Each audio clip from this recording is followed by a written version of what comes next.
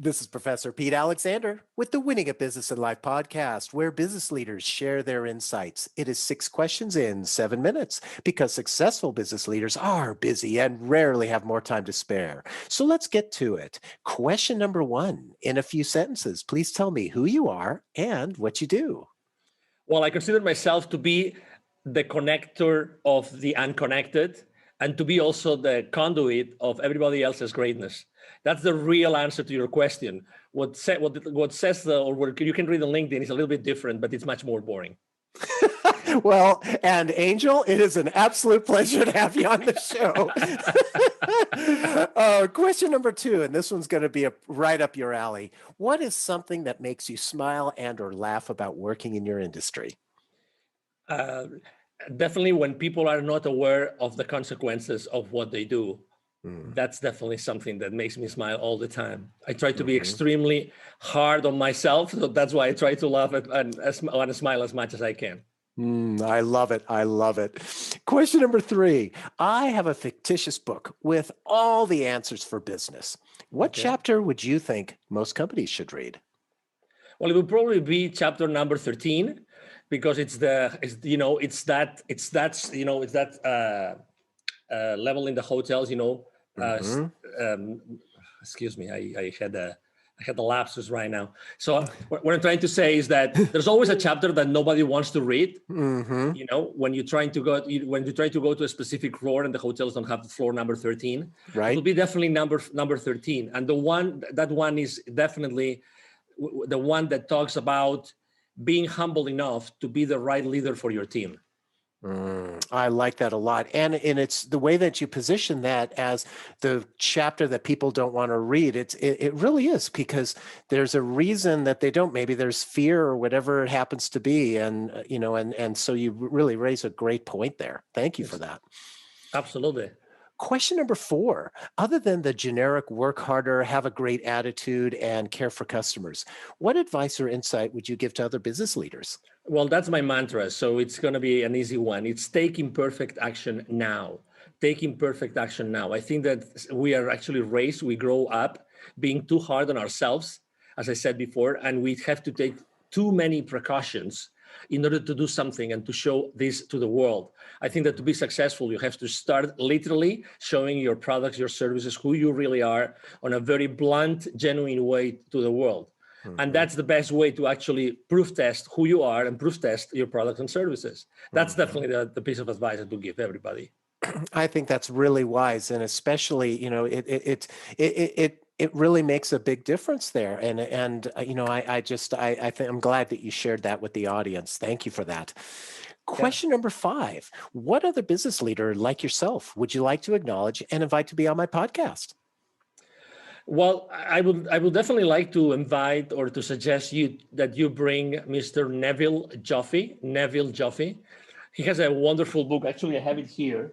I didn't think of this, so I have it here. It's called The Baker's Dozen: Rules of Highly Successful Business Operators. This is a book that has not been published. It has been actually made in a very specific way with contributions of hundreds of C-level executives. So it's a very interesting book, and it's basically the legacy of Mr. 𝐁𝐵𝐿 Joffe, who has trained more than 20,000 C-level executives and business operators in large corporations in the world for the last 25 years. That's definitely my choice. Wow, thank you for that. I'm looking forward to actually reading that book, because especially if it's got contributions from all these different business leaders, you're getting a plethora of ideas, I assume, from that book. Absolutely, and he's a great guest. You'll see. Oh, wonderful. Well, thank you for that referral. I appreciate it. Absolutely. And our final question number 6. Please tell me about your first job. Well, my first job ever was when I was a kid. My father was the CEO. I was literally 12 years old. My father was the CEO of a group of companies in Spain. I'm originally from near Barcelona in Spain. And one of those companies was a fish farm. So every single afternoon, my father would drive 1 hour and a half to go to the fish farm from the headquarters of the company. And I would go with him every single afternoon in order to put trouts, rainbow trouts, inside boxes. And I would get at that time we didn't have pesos, we had pesetas, in Spain. So Mm-hmm. I would literally get a specific amount of money. Actually, it was 5 pesetas for every single box that I would, put trouts on every single day. That was my first job ever. Was I not so happy with that money that summer? Oh my God. And I'm trying to picture this because the rainbow trout and when by putting the trout in there, so were you using how were you just picking them up with your hands and putting So them in the basically, there box? would be this big container, Uh-huh. dumping all those trouts, already dead trouts, Mm-hmm. onto this big, massive, stainless steel table, and then there will be many, many people around the table with these, white boxes that they keep that Mm-hmm. they isolate the temperature, right? So we Mm-hmm. would put the trouts, sideways, Mm-hmm. so that I think it was like 22, 23 trouts per box. Again, Wow. I boxed so many trouts, right? And then, I would take them to a place, they would weigh them, and then they would put additional trouts, or they would take trouts out of them. It would be 5 kilos per box. Oh my God. I think it's Wow. the first time ever I explained this story to anybody. Well, I love Honestly, it. honestly.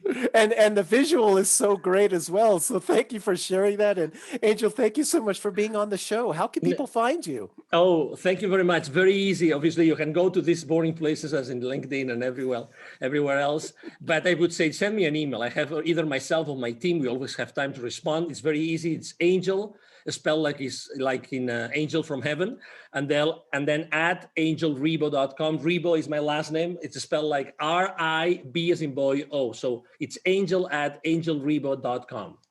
Perfect. This is Professor Pete Alexander with the Winning at Business and Life podcast. Thanks for listening.